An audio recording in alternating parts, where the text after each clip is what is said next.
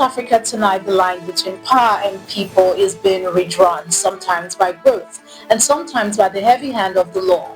We look at the headlines that define a continent where an online insult can earn you 18 months in prison, but a new policy can unlock a billion-dollar industry. This is the African News Update on Top Accolade News. The headlines. Zambian-American influencer sentenced to 18 months for online hate against president.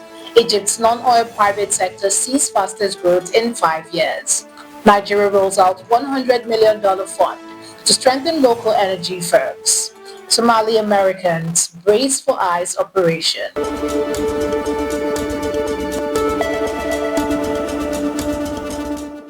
First, a stark reminder that online speech carries weight. Zambian-American social media influencer Ethel Chisono Edwards, known as One Boss Lady, was sentenced to 18 months in prison for hate speech after posting offensive online remarks about President Hakainde Hichilema following her arrest 3 months ago at Lusaka's main airport while attending her grandmother's funeral.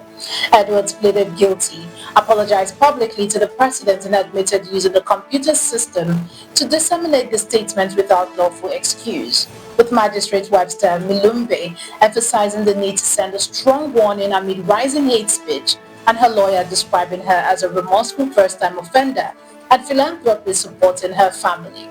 A case that has divided public opinion between defenders of free speech and advocate for stricter online conduct. And in a country where words can now carry a prison sentence, caution has become more than advice. It is a law. From the weight of words to the weight of growth, Egypt's non-oil private sector recorded its strongest expansion in over 5 years in November, with the S&P Global Egypt Purchasing Managers Index rising to 51.1 from 49.2 in October, surpassing the 50.0 growth threshold for the first time since February, driven by increases in output and new orders across manufacturing, construction and services, while wholesale and retail activity fell slightly. Employment levels remain unchanged despite growth, and overall cost inflation eased to an 8-month low, aided by a stronger local currency, signaling a likely GDP growth of over 5% in the fourth quarter of the year, according to S&P economist David Owen. In a market where cautious optimism meets resilient demand, Egypt's private sector may have finally found its stride. Turning west, Nigeria is betting big on its own energy future. Nigeria's oil and gas regulator, the Nigerian Content Development and Monitoring Board, announced a $100 million equity investment scheme on Tuesday aimed at increasing indigenous participation in the energy sector, with funding to be provided to high-growth local service firms in partnership with the Bank of Industry. Executive Secretary Felix Ogbe also revealed that from January 1, 2026, a compliance certificate confirming adherence to a mandatory 1% remittance obligation will be required for permits and approvals, alongside initiatives such as technology challenges, expanded oil field training programs, and measures to curb certificate fraud, while citing a rise in Nigerian content on monitored projects to 61% from 56% last year. In an industry long dominated by foreign players, this move signals that local talent and investment might finally take center stage. To immigration and international tension, U.S. President Donald Trump drew backlash after saying he does not want Somali immigrants in the United States during a televised cabinet meeting, comment that came as federal immigration authorities prepared an enforcement operation targeting undocumented Somalis in Minnesota's Twin City, home to an estimated 80,000 people of Somali region, most of whom are U.S. citizens.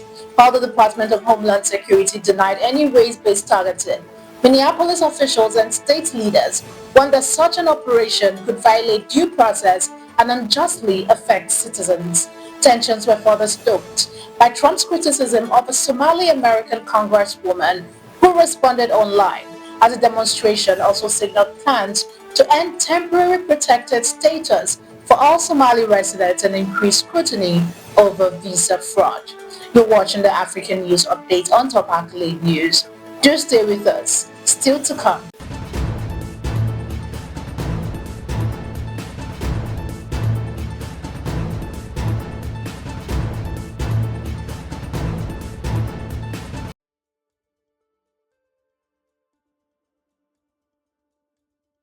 Thanks for staying with us. Across the Atlantic, security concerns are putting travel plans on hold.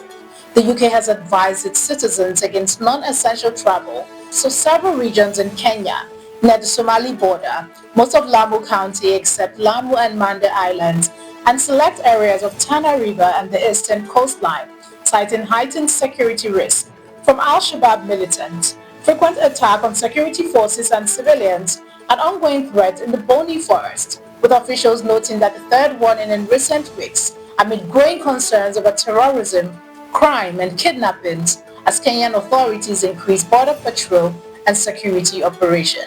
The advisory highlighted precarious balance between adventure and safety, reminding travelers that scenic landscapes can sometimes conceal deadly dangers. Kenya's education system is under threat. The KICD has warned parents, teachers, and students about a rising wave of counterfeit grade 10 curriculum design flooding the market just weeks before the rollout of the new senior school cycle, saying the fake documents often being bear forged KICD logos and copied artworks are being sold through social media and informal vendors, even though no official grade 10 materials have yet been printed or approved.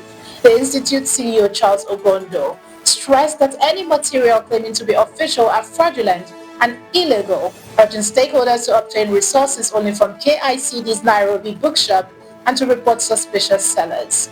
In a moment where uncertainty looms over the transition to senior school, the integrity of Kenya's education rests not on flashy print, but on authenticity. To the culture that's dominating the global Nigerian music. Nigerian music reigned supreme on Apple Music's 2025 year-end charts, with Wizkid taking the top honors as Artist of the Year, as his album Morayo named Top Album, while his single Kese ranked number 2. Ashake claimed number 1 Song of the Year with Why Love and placed third on the top artist list, and Davido completed the dominance for the Big Three with his album 5 and hits Fonts and With You, topping streams, collectively filling the top 5 songs and cementing Nigeria's influence across Africa, from Ghana to Kenya, while other homegrown stars like Burna Boy, Sheyi Vibes, and Benson also featured prominently. In a year where Afrobeat has become a continental and global force, Nigerian music is not just leading charts, it is defining the sound of an era.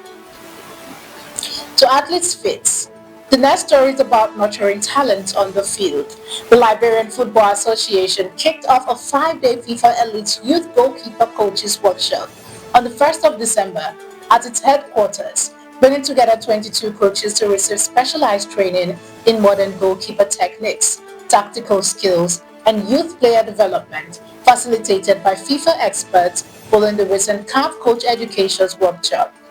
LFA President Mustafa Raji highlighted the importance of monitoring young goalkeepers and building local coaching capacity, stressing that these initiatives are part of the association's broader commitment to football development across all levels and promising tangible improvement by 2026. From the judicial caution in Lusaka to the economic engine in Cairo, the continent is moving forward one bold step and one cautious law at a time. The world watches because when Africa changes, the global balance shifts with it. I'm Oja Romeo Kocha, and this is the African News Update on Top Accolade News, keeping you connected to the pulse of the continent.